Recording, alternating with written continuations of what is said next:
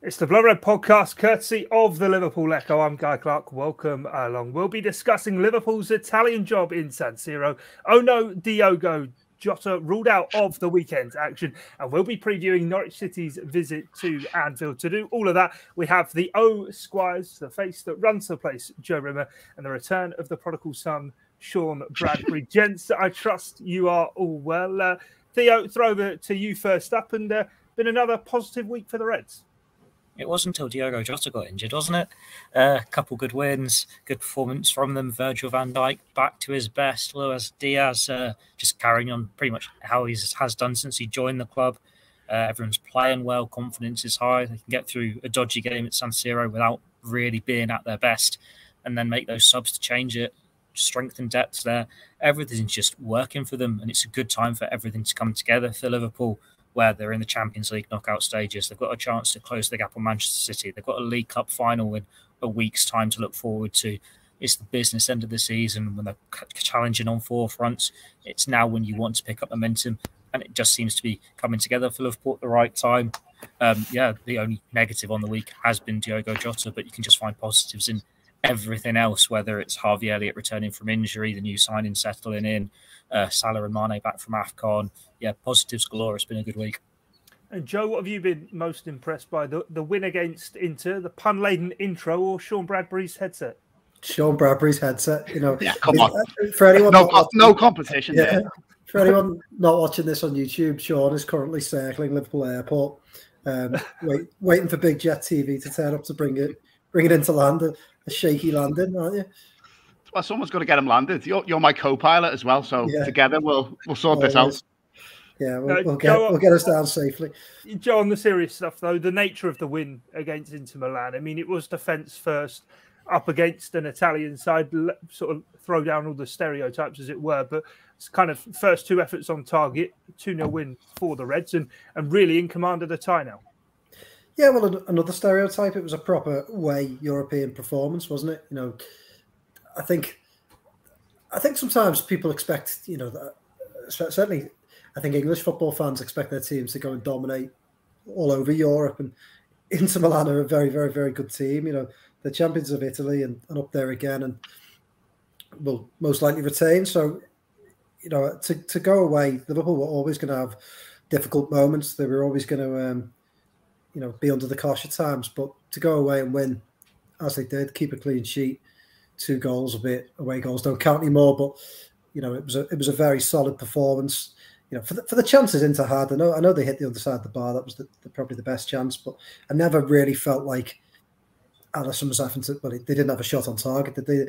He wasn't having to make big saves. I didn't feel like Liverpool were ever on the verge of conceding.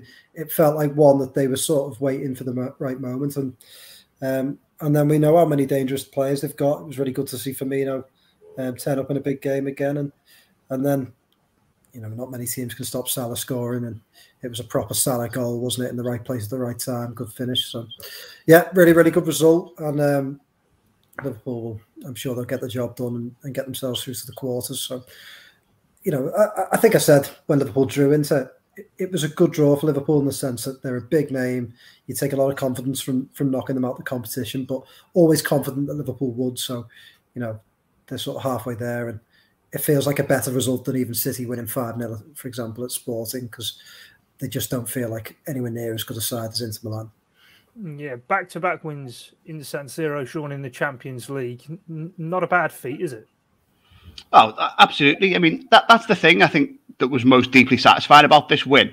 You know, AC and Inter both beaten in their own backyard. And I think coming into this game, there was a bit of a collective memory loss from some elements of the pundit sphere. You know, it was almost as if Liverpool's group stage, where they swept everyone aside and won 6 out of 6 in a so-called group of death, was forgotten about. And then, you know, as Joe and Theo said, the manner of the performance wasn't the best, but the victory was huge. But the amount of people who've been proved wrong in a short space of time is quite astounding, really. You know, you had Capello saying Liverpool aren't the team they were a few months ago, the keeper's man of the match every week. And like Joe just said, Alisson literally could have just sat off on an espresso and an Italian paper and flicked through it, couldn't he? And goal, it literally didn't have a save to make, no shots on target.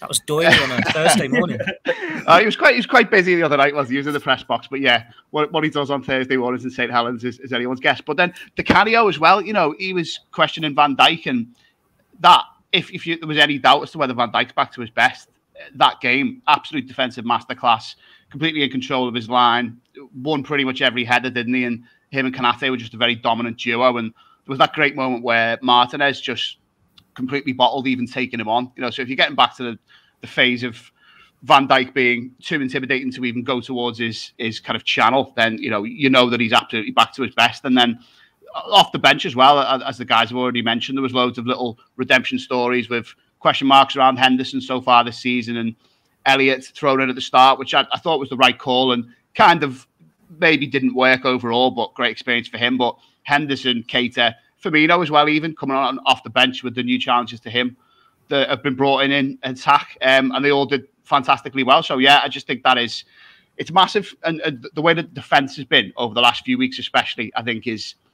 really set a platform for Liverpool to build on for the rest of the season. As the guys have said, you know, things can go wrong without the away goals rule as well.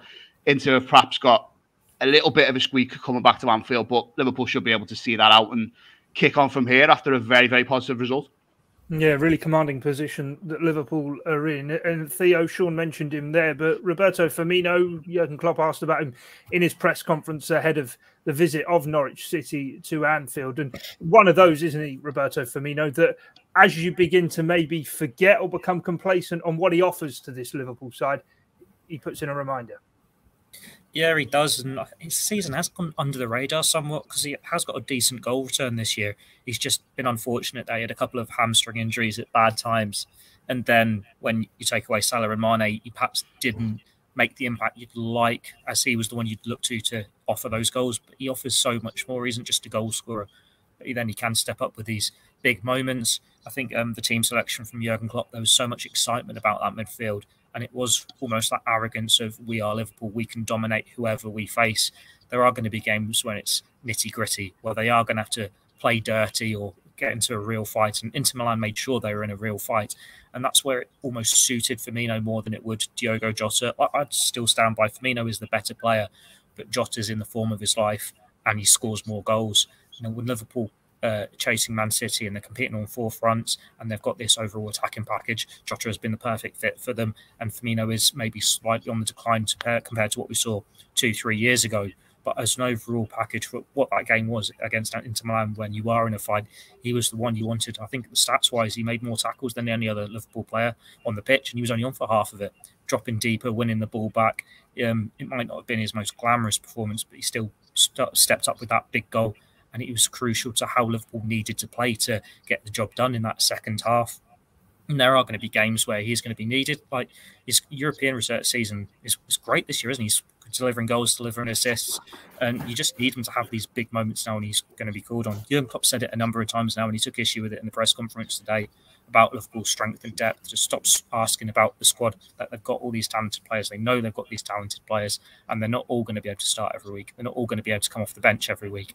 It's just about making sure that when you get an opportunity, you take it and you push everyone on around you. And that's what Firmino's done. And now we're looking at it.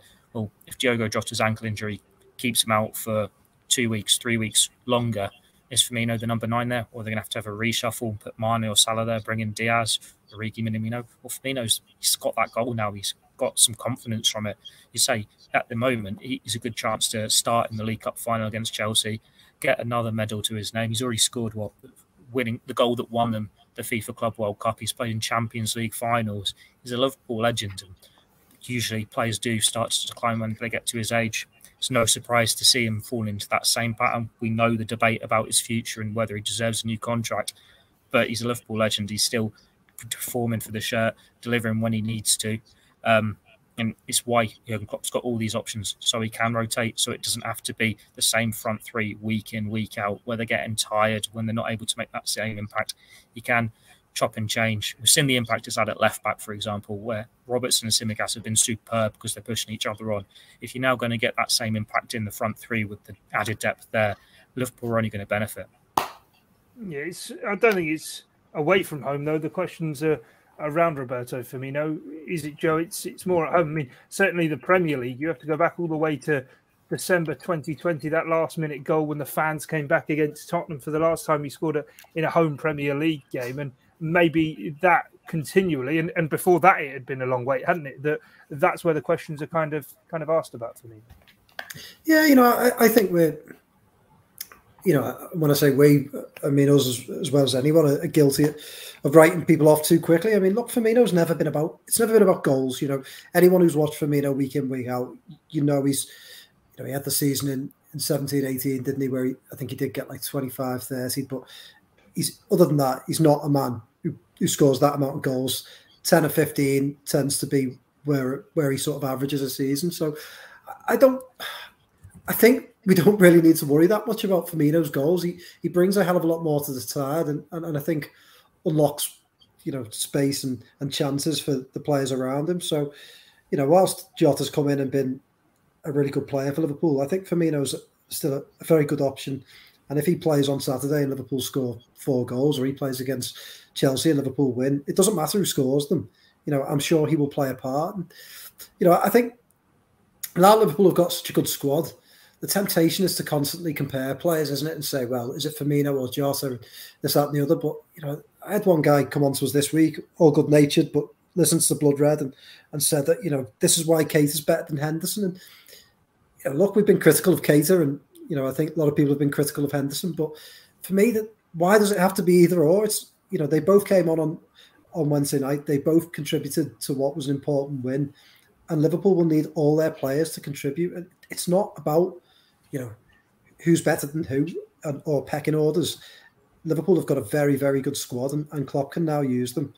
And, not worried about when Firmino scores his last Anfield goal. Doesn't matter if he never scores another Anfield goal again if Liverpool win every game and win trophies. So, for me, I think all that's a bit of an anomaly. I think, Firmino still plays a hell of an important role at Liverpool, and, Klopp values him very highly.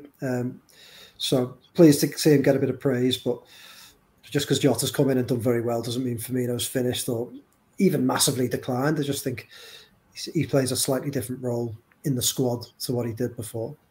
Yeah, I'm aware I'm speaking to number one in the Roberto Firmino fan club in Sean Bradbury. But Sean, I suppose 2 Anfield Premier League goals in what is now 3 seasons, the goal against Chelsea at the end of the title-winning season and that one against Spurs. If you're looking at the numbers with Firmino, you're missing the point, aren't you? Yeah, absolutely. And I do think as his Liverpool career goes on into, the winter of it, if you look at it like that, or potentially not. I mean, I think he could still be around here for several years because he is so unique to the system, as we've said, that I do wonder whether moving on would suit him. And it certainly wouldn't suit Liverpool because the role I see him taking up now is very much kind of horses for courses, targeting certain games.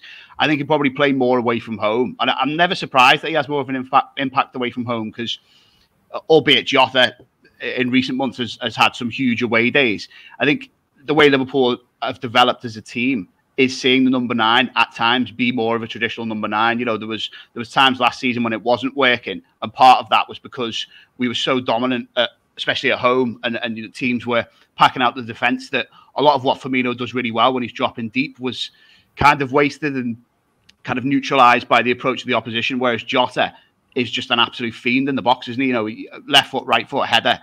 He's probably, of all the players up front, the one that I would trust to put the ball in the back of the net the most. Whereas Firmino in games away from home where there's more of a midfield battle, you need him to drop deep, and fundamentally games where the opposition are having a bit more of a go, I think that's where he'll come into his own. And what the whole squad depth thing, what I thought was fascinating and vital really for Klopp on Wednesday night was all his changes worked, didn't they? They were excellent, and it must be difficult. I mean, he said as much in the press conference today that he's got no issues with players coming to him and being angry or frustrated with not having game time. But as long as they put the work in, he's okay with that, which is obviously the right attitude to take towards their training. But it makes it so much easier for him if he's making the right decisions and he's using the players in his squad well. And, Henderson came on and did a job, very purposeful job, brought the energy and composure that he brings when he's at his best. Keita did well. Firmino got a decisive goal. And like Klopp said about that goal, we gave credit, didn't he, to Peter Crowitz and the analytics teams in the background and said they'd worked on that. They'd seen it into weakness. Well, it was Firmino who scored it. So perhaps that was part of the plan all along as well, to to bring him on, and he had that specific role. And could they nick one late using this, routine that they'd rehearsed? So yeah, I think he's got a massive part to play, and obviously there's question marks around the contracts of all the established front three. But Firmino's the one where I just think, hopefully there is a mutually beneficial arrangement that they can come to, because there's so many situations this season and onwards where you can still envisage him being a huge part of Liverpool's success. Yeah, I think going back to the point on Firmino and away from home, it was away from home, wasn't it? At City, the 4-1 in 2015, where the blueprint was kind of laid out for the role he had. That was an away game. He scored. Liverpool played fantastically. Take the point that it's always been a trick that's worked away from home for Liverpool. Theo, moving on and kind of touching on, I suppose, the spiky element from Jurgen Klopp's press conference. Don't know if he didn't get much sleep after the travel back from Italy, but he did seem to be a bit irritable. And one question in particular irked him was being asked for what he said was the 5,000th time or so in the space of 2 weeks about how talented this squad is. He said, forget about the talent of the squad and how deep it is. It's the mentality I'm focused on. I found that fascinating. Oh, yeah, it was only a couple of years ago he was calling them mentality monsters. His Liverpool transformation has been seeing the players in the squad who he could turn into winners, getting rid of the ones who maybe didn't have that high caliber mentality, that elite mentality, and then add into it, making this squad that could at first compete and win the Champions League, then could win the Premier League, and now can compete on all fronts. They could essentially still win all 4 trophies this year. They've got this big week ahead of them where they could close the gap on City with the game in hand, and then putting the pressure on when City have got 2 tough fixtures. They'll get another game in hand because they're not playing because of the League Cup final, but it still gives them a position of strength here. And it is all down to that mentality. Like, we only won the Premier League. How many times was it those narrow victories or waiting until late on in the match to get the winner? Well, there haven't been as many instances like that this season. It's a team of winners, and you've got players driving each other on. I already mentioned Tsimikas and Robertson, but we saw it from Henderson, his captain's performance coming on at the San Siro when the midfield needed to take control of the game, and he was proper leader there, making sure they got the job done. Milner even coming on the last minute, doing the same thing. Naby Keita, he wasn't afraid to get stuck in. He was carrying the ball forward. They were doing exactly what they needed. Klopp said in a few press conferences recently, there are going to be players who expect to start who are on the bench, and there are going to be players who expect to at least be in the squad who aren't. And we've seen that already. Like, Curtis Jones has been left out of a couple of squads. They had, Minamino, Origi missing for games. And that's 4 was it last weekend? 4 players missed out from outfield. There are going to be players who are unhappy, and you've just got to react to it the right way. You've got to have that right mentality. And if players didn't have the right mentality, they wouldn't be at Liverpool Football Club. We've seen evidence of that in the past. It's why Balotelli had his contract cancelled right off. I don't want you even here in the reserves rotting away. I just want you off the books. Mamadou Sakho, they got rid of him as soon as the mentality didn't look up to scratch. So many players have fallen by the wayside, and you don't perhaps notice them as much because you're too busy focusing on the players that do the job. And we talk about how talented the squad is. We go through them individuals, and you think, the depth's there now because they're all available. But yeah, they have got the right mentality. That's why they've achieved what they have. That's why they have won Premier Leagues, Champions Leagues, and this season you wouldn't back against them adding more to it. You just need to watch Trent's pre-match press conference from the week when he was talking about the desire to win trophies and how Liverpool have to be now winning at least one a season. This is what Klopp's implemented into the squad, and the fact that they've got used to it now, and it's this way of doing things, it's something they can carry on even without him when Klopp goes, because Trent's going to be around for another decade. Whichever manager comes in is going to inherit this winning mentality. While it can be tough to step into those big shoes, he has turned Liverpool from this side that were just happy to get in the top 4 again, having missed out for so long, losing cup finals. It has been an overall journey. Now they're at that final level. It is going toe-to-toe with Man City and making sure they are competing for all these honours. Mentality monsters. Klopp said it himself. He'll say it better than I ever could. Yeah, definitely. Probably in fewer words as well. I'm only joking, Peter. Well, it's not his maiden tongue, is it? So no, true. Joe, in terms of Jurgen Klopp and kind of how he's built Liverpool to the level he's now built them, is it a bit of a double-edged sword for him in terms of one end he's got this squad, the best he's ever worked with, he says. The other side of it being the expectation is now such that, as Theo said at the beginning there, that initially it was get Liverpool competitive again. Then it was get them into the Champions League, get them competing for the Premier League. They won the Champions League in the meanwhile as well, won that Premier League. And now it is multiple fronts. Actually, won a season, yeah, everybody would take that. But you're looking at it now and thinking this season, actually, you'd like to see more than one trophy landed. Yeah, exactly. I mean, you know, look, I would argue Klopp, ever since he's walked through the door, I mean, what is it? All but one season. Scratch that. All but 2 seasons they've been in cup finals, haven't they? The first season they were in a couple. Then they got to the top 4, didn't get to a cup final. Kiev, Madrid last season, the league last season, and then this season again they're in a cup final. So Klopp has had them competing almost since, you know, the day he walked through the door, and that is just what Liverpool should be doing. And they're not going to win every cup final. They're not going to win every trophy. There's going to be disappointment. But as long as Liverpool are in with the shout of trophies, as long as, you know, you provide fans with days out, they're going to cup finals, they're going to big games, they're enjoying themselves. That's what, you know, that's what managerial reigns are all about. And that's what, you know, successful managerial reigns are all about. You know, I think back to Benitez, and, you know, they only won 2 trophies under Benitez. But, I thought growing up they were great years. We competed for things. We played in big games. You know, we saw great victories and good. We had good nights. So, you know, I think Klopp's done that for a long time. He's now got an even better squad, so you hope he can take it even further.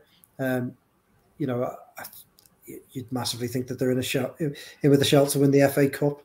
You know, the league. You know, look at this week's a good example, isn't it? You've got a cup final in a week's time, 2 Premier League games before that, and you could play pretty much 3 different teams, but feel confident that they'll win all 3 games. So, you know, I think he's done it really well. He's built the squad up slowly. You know, added a couple of players each year and got a lot out of academy graduates and players that he's retained from when he took over. And now Liverpool have a really, really good and strong squad. So, you know, there will be disappointments along the way, and I think players will leave in the summer. You know, I think one of the things of having a strong squad is that people like, you know, like Curtis Jones, for example, is left out. You know, it's a struggle for him, but, you know, players will come and go. But Liverpool have got a very good squad, and Klopp will just have to keep adding to it. But I think they're at the level now where, you know, you expect the trophies to follow. But to be honest, I think Klopp's done it all along. So, you know, that just goes to show what a great manager he is.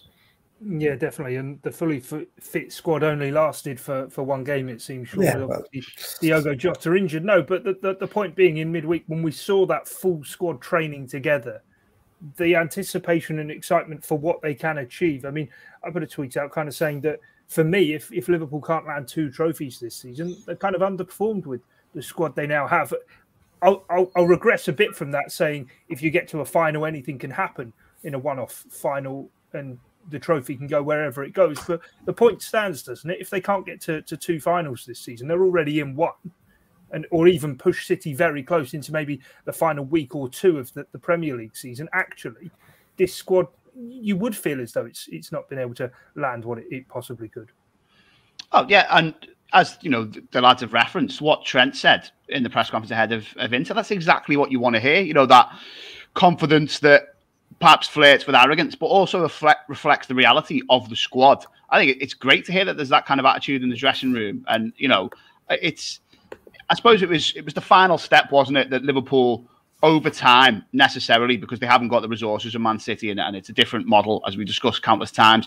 It was the final step they needed to take with the squad, wasn't it, where you have genuine competition for places, you have people who are going to be disappointed week on week.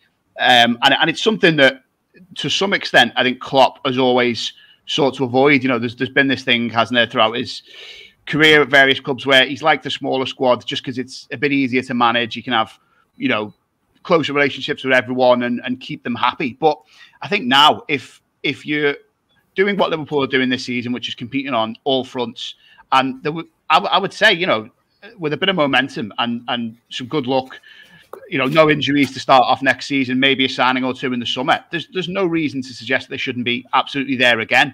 And I think that's just massive, isn't it? As we've all said, if they can keep that going, because it's the more games you have, the more competitions you're going deeper in, the easier it is to keep people happy.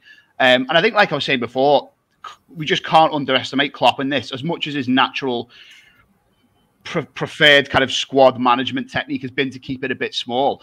I don't think there'd be any manager better than him at keeping everyone happy and just saying, you know, this is when I'll use you, laying out individual plans for people, rewarding those who do well in training. I think he absolutely will do that.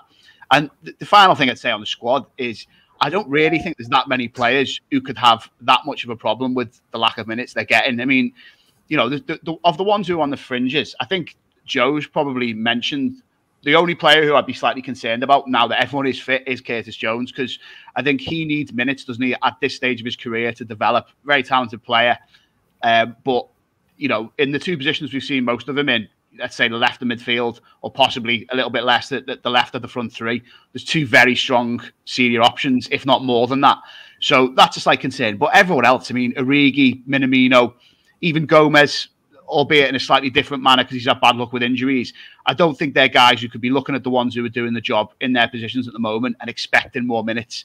Oxlade-Chamberlain, again, you know, he always knew the battle that would be on joining Liverpool and competing for a place in midfield or you know, wide in attack. So yeah, I think it's just a great situation all round. And the longer everyone stays fit, particularly in midfield, I'd say, and the fullbacks, the deeper they'll go this season. And yeah, Trent's right. At least one trophy, please, from here on in. To dive in, just on Jones, I do wonder what they'll do with Jones, because I really like him, and I think that the performances he's put in this season, I think, are quite understated.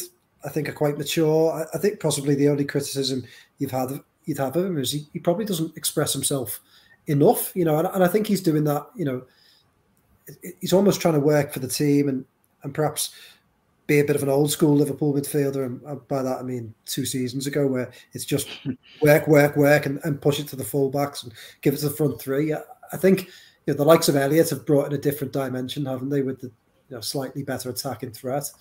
But, you know, Curtis Jones, when he was coming through, was a goal scoring midfielder. He made things happen. He would take shots from distance, and I think with Jones, I just want to see him do that a little more. And, you know, I don't know whether that's, you know, by design or not, but, you know, Klopp hinted at it, didn't he, recently? Some quotes he gave talking about Jones. So, you know, I wonder whether the answer, maybe they'll loan him next season. I really wouldn't like to see Liverpool sell him. You know, I think you don't get many local lads come through like that who know what Liverpool are all about. And I'd be really sad to see him leave Liverpool. So I hope that they can find a role for him, and I hope that come the end of the season, you know, if he's not getting enough minutes, like Sean's mentioned, you know, if they have to do anything, they just loan him, because I really don't want to see Curtis Jones. I don't want anyone to give up on Curtis Jones just yet. I think he's too good, and I think he's got a hell of a lot of natural talent. I think he'll be fine, Curtis Jones. It's one where if Liverpool value him, rate him enough, and think, yep, you are part of our long-term future, he'll be all right. Like, you look at the midfield options, they've got 8 senior lads here. Well, James Milner, his contract's up. Yeah, there's been talk in the week of him maybe getting an extension, but if he does get an extension, you still limit that game time more and more, and it is looking for the future, and Curtis Jones is the future. And it's like, well, Henderson's not getting any younger, Thiago's not getting any younger. It's this natural transition of getting these players and promoting them up. If there wasn't Harvey Elliott in this squad, there wouldn't be any qualms about Curtis Jones's role, because he'd be getting the odd minutes here and there, he'd be on the bench every so often, he'd be doing exactly what you expect for a talented 21-year-old player at a squad that is as talented as Liverpool. It's like, is even 21 yet? Like, you look how long it took Phil Foden to make himself a Man City regular. Clubs will regulars when they're a bit younger. It's at the Arsenals where they don't have the talented players, where they can just put a Smith Rowe in or a Saka in early doors because they don't have anyone better than them. But when you've got these serial winners, it is about easing them in gradually. Jones is in the right place to learn his trade, and it can be a natural transition. You just need to look at the front three and even the centre-backs here. This is what Liverpool are doing. They've signed Jota, they've signed Diaz. It is so you can gradually take that place, start more and more as Mane drops out or Firmino drops out. Konate's there waiting to pick up the pieces when a Matip or a Van Dijk start to decline. It's just this natural transition. Jones, as long as he's patient and can take his chances, he's going to be there to pick up the pieces and climb the pecking order. The only issue is if he gets impatient and wants to have a go elsewhere, thinking he should be playing week in, week out. Like we've seen before, if you leave Liverpool on loan, it is very hard to get back. The only players from recent times I can think of are Origi, and that was more luck than for actually anything they wanted. They tried to sell him time and time again. It didn't happen. He was just in the right place, scoring against Everton, scoring against Barcelona, scoring against Tottenham, and Harvey Elliott. And Elliott was so young, he was always going to come back into the fold because they rate him so highly. He's just this exceptional player that is different to anyone else in the Liverpool youth ranks. Jones is just on a normal course for a player of his sort of age. He's got the talent, he's got the ability. It's going to be roller coaster up and down. You saw it with Steven Gerrard all those years ago. He wasn't immediately straight in the first team, holding the shirt down week in, week out. Jones is just in that position where he's coming into one of the strongest positions in the Liverpool squad with so much depth, so much experience. And he is the easy one to drop out. He's the easy one to leave out because he's not going to make as much noise about it as some of the more senior players because he's the youngest one there, still learning his trade, still having to force his way up the pecking order. I think it's a good point, isn't it? Because he is only 21. I think we expect so much, don't we, out of our young footballers now. We expect them to perhaps achieve more at such a young age because you've had the likes of Trent, Steven Gerrard, Wayne Rooney, people like that who've come through. And, I think with Jones in the position that he plays, you're right. It might be a couple more years before he's starting to find the consistency that you need in midfield. So, yeah, totally agree. I really, really hope he can hang on and Liverpool can find enough to keep him satisfied because I still think he's a great player. Yeah, but equally, I suppose on the point you're making there is even in training, such is the depth and the strength in depth of that Liverpool side that even if he's in, say, the second 11 in training, all due respect, they're better than this weekend's opposition, Norwich City. So in training, he's coming up against the best all the time, day in, day out, and that will be aiding and helping his development. I get the argument for him wanting minutes, and a player would need minutes to develop, but equally, the level at training must be so high that actually he will be still developing and honing those skills on the training field. And whilst the likes of Milner and Henderson perhaps age, I mean, for Curtis Jones, he couldn't wish for better role models, could he? He's had Gini Wijnaldum, James Milner's still there, Jordan Henderson's still there, Naby Keita's there as well. If he can just be a sponge in and around these guys and soak a bit from all of those, by the time they all move on, Liverpool could have the complete package in Curtis Jones. So interesting indeed. Right, let's, before we go, get on with our team selector. We've not spoke much about Norwich City, but we can speak about them whilst we select the side and why we would pick the team we would to take on the Canaries. Of course, a repeat of the opening day win of the season for Liverpool down at Carrow Road. It's been changed at Norwich since Daniel Farke has gone and in comes Dean Smith. But in terms of the 11, I'll kick us off. Alisson Becker, after Jurgen Klopp said in the press conference there'll be no competitive football for Caoimhin Kelleher ahead of the Carabao Cup final. So, Joe, I'll throw to you. What's the back four going to be? Trent at right back. I really liked the look of Konate the other night.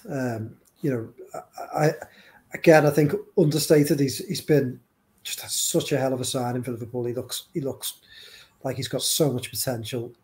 He's got so much presence, hasn't he? And I thought whilst Van Dijk was very, very good the other night and took a hell of a lot of plaudits, Konate alongside him was equally as impressive. So I'd be tempted to keep him in, but then with the games coming, perhaps it makes sense to put him back in against Leeds and put Matip in here. So, yeah, I suppose I'll do that. Matip and Van Dijk. And then I think Tsimikas obviously had a good first game of the season, didn't he, against Norwich? And again, Robertson, you can use them in different games. So I'll put Tsimikas at left back. Yeah, I suppose, Sean, there is going to be changes, isn't there, between this game and the game midweek ahead of the Cup final. Half the side may be rested and half in the other game, just kind of which way you split it. But what would your defence be? Yeah, I think I've got exactly the same as Joe. Trent, I'd basically rest Trent for one of these two home games and Robertson for the other. Albeit resting Trent is just difficult, isn't it? Because who is the Tsimikas? There isn't someone who is an obvious play to put in there who can partly replicate what he does. But yeah, for this one, Trent, Matip, Van Dijk and Tsimikas for me. Theo, you completing the set? Yeah, I agree. If you're going to rotate, you're probably going to do half and half, aren't you, for these two games and then go full strength for the final. Talk about deputy for Trent. Well, he's at Fulham, isn't he? Nico Williams. So it's either a Milner or a Joe Gomez.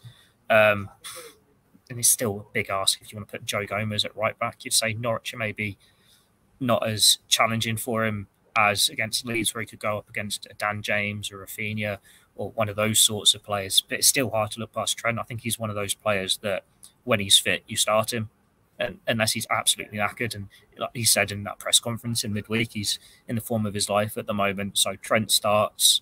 Konate, I think maybe you do keep him in for this one with Van Dijk, and then Robertson can be left back, and then it's against Leeds when you'll maybe put in Tsimikas, Matip or whatever, and then rotate it for giving them a chance to rotate for staking their claim for the final. All right, Theo, what about your midfield three then? Midfield three. That's a tough one. Fabinho holding, I think taking him off early that makes sense for him to keep that place. And then Naby Keita and Henderson, they did so well coming off the bench. I wouldn't be against just letting them start this one. Talking about strength and depth, there are so many options with these two league games. You are going to need to have a look at an Oxlade-Chamberlain, maybe even a Curtis Jones. We've just been singing his praises. But when they've just come on and played such a big role in Liverpool getting the job done against Inter Milan, I reckon they both deserve to start this one. Yeah, definitely. I think if you make the changes, you need Henderson in there, don't you? That mentality. Sean, what about yourself with the midfield? Yeah, I think this is the most difficult area to pick, really. I would go Fabinho deep and Henderson and Thiago. And the reason for Thiago, I think Keita would start in midweek. Keita definitely starts one of these two. But I'd have Thiago on the left of the midfield just because Tsimikas comes in and, spoiler, but I'm going to throw Diaz in as well. So I think you want someone who is just definitely a calm, composed figure on that left side of the midfield and just has the experience just to guide those two through if needed. But yeah, I mean, you can't really go wrong with these two. I wonder if there's an opportunity for one of them to rest Fabinho and put Henderson as the six again, because obviously he came on and did so well in that role against Inter. But yeah, I'd go with that midfield of the main three fellas for this one. Joe? Again, yeah, it's a tough one, isn't it? And so many options. I've almost talked myself into playing Curtis Jones now. I'd be tempted. And look, you could sort of make this argument for the Leeds game. I want to play Naby Keita. I think this is a good game for him. I want to give Fabinho a rest in one of these two games, but I feel like Leeds are slightly more dangerous, so I think I'll give him a rest here. So I'll play Henderson in the six. And I have talked myself into playing Curtis Jones, and I'm also, another spoiler, I'm also going to give Diaz, but I like the idea of putting Thiago in for that reason. But I think, Josh wrote something today about Norwich being susceptible to players that cut in on the right foot. So I'm going to put Jones on that side and just double up and have all these players cutting in on their right, shooting from everywhere. You don't want Milner at left back. Yeah, yeah, but yeah, no, I'll put Jones, Keita, and Henderson is my slightly ill-balanced middle three. Right, okay, fair enough. Sean, I'll come round to you. You can lead on the front three. I mean, you have got Trent. Does that mean there's no Mo, or are you going to go against Leeds with no Salah or Trent, or are you going to just keep playing Mo all the time? Yeah, well, with Salah and Mane, I'd take the same approach as I would take with Trent and Robertson, and I'd start one of them in each of these two home games before the final. So, yeah, I'd have Salah, Firmino, and Diaz going across the front line. I think, like Joe said, I saw a little bit of the City-Norwich game, and Sterling, albeit all his goals didn't come from that flank. He had this penalty rebound, didn't he? And the one he tapped in, I think, was from a set piece. But that one where he cut in and just made mincemeat of like their whole right-hand side, you just think the flashes we've seen of Diaz so far, where he's come in and done exactly that and dribbled past players and just looked very threatening and very settled very quickly. Yeah, I think his eyes will be lighting up if he gets a start, and hopefully he does. Joe, what about yourself? Luis Diaz has gone straight into my fantasy football team. And he's going to go straight into my fantasy Liverpool team for Norwich tomorrow because, yeah, I honestly think, he came on, didn't he, and almost scored straight away in Milan, with the little ball. I think Trent put him through, didn't he? Yeah. I think he's going to play tomorrow, and I think he's going to give us another reason to be very excited. So him and, like Sean, Firmino and Salah, and you just don't drop Salah, do you, at the moment? So that's mine. No, he's looking for what 150th Liverpool goal. So can he get it? Theo, is he in your team? Yeah, he is. I think he's again one of those players that you just can't drop, and He's got good form against Norwich. He's got good form against Leeds. So he might be a rare exception who has to just play every minute, and then you get the job done, take him off in 60 minutes. Diaz, I agree. There's the excitement there. It's the sort of game you want to start him. Klopp said he didn't want to get him involved against Burnley because it's a real welcome to the Premier League. It's completely different to Leicester the week before. Well, Norwich and Leeds, these are the sort of games you can play him for. It's a bit harsh on Sadio Mane, especially after taking off on the hour mark. There is an argument to say maybe putting him up front with through the middle there, but Fabinho, he can keep his place, and then you just got to hope that you can unleash an angry Sadio Mane off the bench, and he can do enough to get into the starting 11 and make a claim for the final. Hopefully, be the winner in the final. He's already got a taste of that this month. It does feel harsh though. Like, just come back from the Africa Cup of Nations, they've signed a £40 million signing in your absence, and now you haven't done anything wrong. You're back in form, but you're still on the bench. But yeah, Diaz is the exciting. He's a new toy. Let Liverpool play with him. He's out the box. Let's see what he can do. Yeah, I wouldn't be against maybe seeing him through the middle. He seems to have, for someone who we were told was going to play very much off the left-hand side and cut in, he's played very centrally, even sort of during open play at times, and San Siro was running all around the pitch. But it's where his shot came from, wasn't it? Yeah, we will have to kind of wait and see what will happen with him. But what about match predictions then? Sean, I'll come to you first. What's your score going to be? Not a good day for Delia. 3-0 to Liverpool. Joe? An even worse day for Delia. 4-0 to Liverpool. Oh, let's be having you. Theo, what's the score going to be? An even worse day for Delia. 5-0. Right, so the Reds will have the Canaries playing to their tune, according to us. Do make sure you catch all the reaction across the Liverpool Echo website and come back here to the Blood Red channel for our post-match debrief show, as well as Jurgen Klopp's press conference in full. Of course, on Monday, we will be back to react to the weekend's fallout and plenty more besides. But from myself, Guy Clarke, Sean Bradbury, Joe Rimmer and Theo Squires, thanks for your time and your company. It's bye for now.